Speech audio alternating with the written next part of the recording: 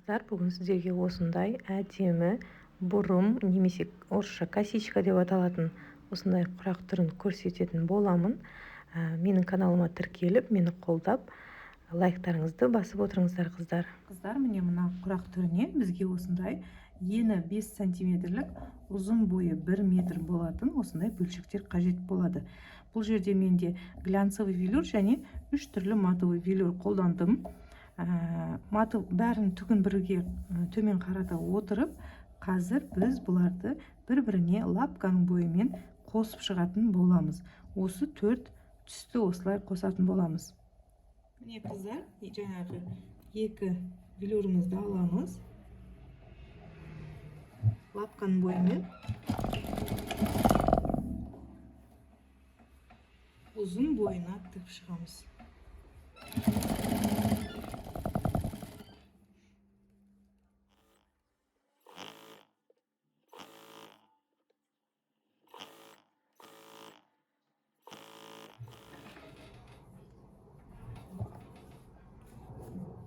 Міне қыздар, бір бөлікті қосып шықты осылай. Қазір енді осылай екіншісін қосатын боламыз.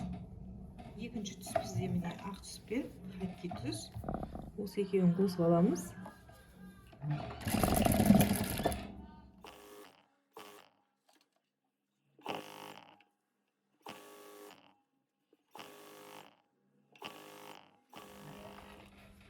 Міне қыздар, мына бөлікті қостық. Енді бұл бөлікті мына жаңағы алдыңғы екеуімен қосып аламыз.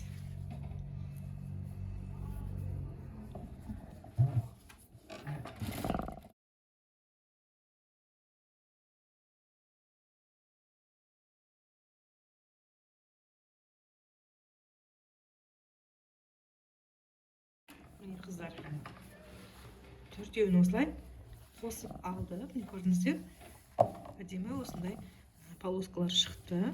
Қазір енді бұны біз үтікке апарып, әдемілеп бір бағытқа қарай үтіктеп аламыз. Бәрін бір бағытқа жатқызып, осылай үтіктеп алатын боламыз.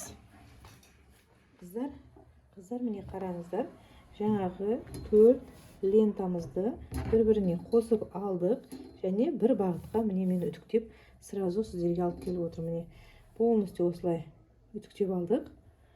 Міне әдемілеп осылай шықты. Енді қазір біз бұны кесетін боламыз.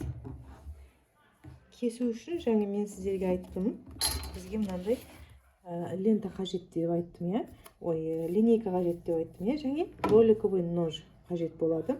Ал енді сізде егер бұл болмаса, мен жаңа айттым сізде мынандай қолдан жасалған 60 бұрыштық осындай жасап аласыздар. Интернеттен қарасаңыздар, 60 бұрыш қандай болатынын сіздерге көрсетеді.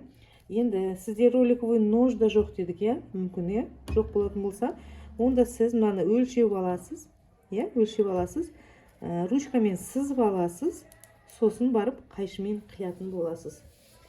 Барлық сіздерге жағдайды жеңілдету үшін айтып түсіндіріп жатырмын, қыздар. Енді қараңыздар, осылай ручкамен сызасыздар. Қолымда ручка жоқ екен, міне мынандай карандашпен көрсетейін. Мына линейканың ұшын, сіз бірінші ненің ұшына қоясыздар. Мына жақ ұшы маңызды емес, ең бірінші мына жақ ұшын басын қойып аласыздар. Міне осымен, мысалы, осылай сіздер үшін сызып алсаңыздар болады. Міне осылай сызасыздар. Міне келесісін не істейсіздер? Келесісін уже былай қоясыздар. Уже ұшын мына жақтан шығарасыздар. Міне ұшын мына жақтан шығарасыздар. Мына жерде қандық көрінбей тұрғаны уже мына жақтан шығарасыздар. Міне көрдіңіздер? Көрініп тұр деп ойлаймын. Міне былайынан мына ұшын мына жаққа қоясыздар да сызып аласыздар. Келесісін уже линейканы аударасыздар. Ұшын мына жақтан табасыз, астынан ұшын табасыздар да, оны да тағы түсіріп аласыз. Міне келесісін ұшын мына бастан бастайсыз, тағы да сызып аласыз. Міне осылай қыздар кете бересіздер. Көрдіңіздер ме? Міне кете бересіздер осылай. Ал енді мен бұны линейкамен, өзімнің линейкамен қалай қолданамын? Міне басын ұшын қойып алдым.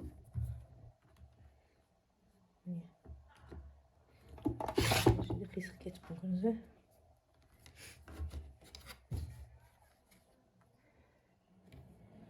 Міне қыздар, жаңа көрсетіп кеттім. Мына басын ұшына қоямыз.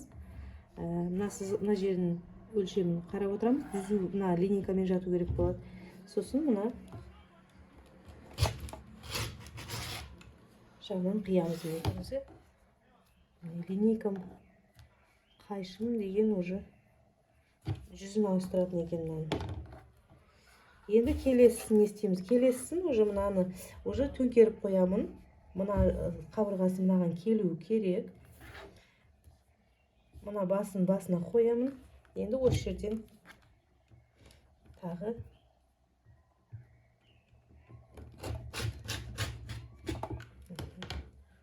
қиямын.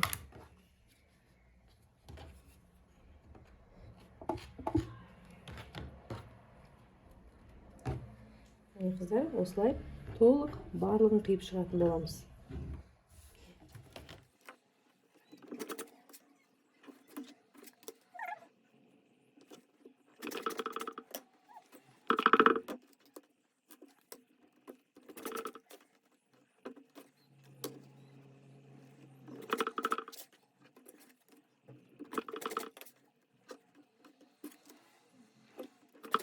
Қыздар, енді біз осы жаңағы бөлшектерімізді жинайтын боламыз.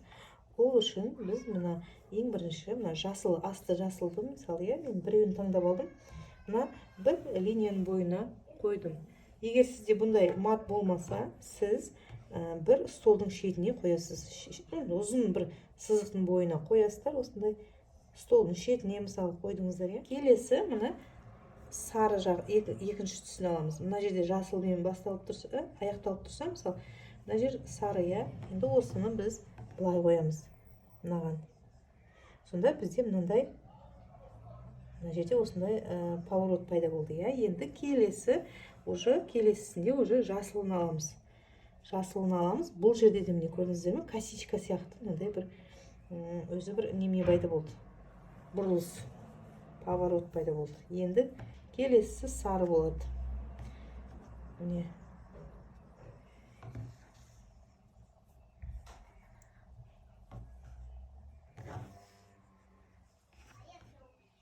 Келесі сары. Келесі сары болды. Енді бізге келесі одан ары жасыл. Міне осылай қыздар. Сары, жасыл, міне сары, енді міне жасыл. Осылай қайталап кете беретін боламыз осылай. Енді бұны қалай тігеміз? Бірінші мына екеуін тігіп аламыз. Мына екеуін тігіп аламыз. Мына екеуін тігіп аламыз. Менде жаңа тағы біреу бар. 4 деталь бар менде. Осылай тігіп аламыз. Екі-екіден. Оны қалай тігеміз? Оны, как обычно, осылай аламыз да. Осылай қойып, лапканың бойымен тігіп алатын боламыз. Үтіктейміз және бір-біріне қосатын боламыз. Міне қыздар. Мына екі деталь, мына екі деталь, мына екі детальді бір-біріне қосып аламыз. Кейіннен оларды между собой былай қосамыз. Былай және былай қосатын боламыз. Міне қыздар, машинкаға отырып жаңағы айтқан бөлшектерді екеуін бір-біріне қосып, әрқайсысын осылай дайындайтын боламыз. Алдыңғы видеоның бөлігінде форматым YouTube форматы болмай кеткен үшін кешірім сұраймын қыздар. Ол жерде менің телефонға түсіргенде басқа форматта түсіріп қойған екенмін, бірақ сіздерге қайткенмен де түсінікті болды деп ойлаймын. Міне қыздар, осылай үшеуін тігіп аламыз. Осылай әдемі болып шығады. Енді осыны үтіктеп бір-біріне қосатын боламыз. Қыздар, жаңағы екі бөлшектен құралған құрақтарымызды тіктік қой. Енді қайтадан бұларды қояйық орындарына. Осылай және келесі осылай. Енді осыларды мына жерден мынаны мынаған инемен шаншып алсаңыздар болады. Және мынаны мынаған тігеміз деп инемен шаншып алып, машинеге барып, машинкаға барып тігіп алатын боламыз қазір. Екі жағынан. Міне қыздар, үш бөлшекті қостым, үтіктедім. Осындай бізде бөлшек пайда болды. Қараңыздар, мынандай косичка, мынандай, осылай шығып жатыр. Енді бізге бұны жөндеу, түзулеу қажет болады. Ол үшін бізге сол жаңағы линейка көмекке келеді. Міне, если сізде линейка жоқ болса, онда қайшымен ручканы қолдана отырып сызасыздар, сызып аласыздар. Міне артығын сызасыздар да қайшымен қиып тастайтын боласыздар. Міне қыздар, қараңыздар, осындай небәрі бір полоскалардан осындай әдемі косичка, өрім деп айтылама, косичка деп айтылама, осындай әдемі құрақ шықты. Бұны сіздер одеяло сондайлардың шетіне қолдануға, бордюрный ретінде қолдануға болады. Немесе минималистический жастықтарға, мысалы, осылай бір жақ шетіне осыны жасайсыздар, жастықшаның бетіне тек қана осындай құрақты қолдануға болады. Мысалы, шашу жастықтарына қолдануға болады. Өте әдемі осындай техника, осындай құрақ шықты. Қыздар, тігіп көріңіздер. Каналыма жазылыңыздар, подписка жасап, лайк басып, еңбегімді бағалап.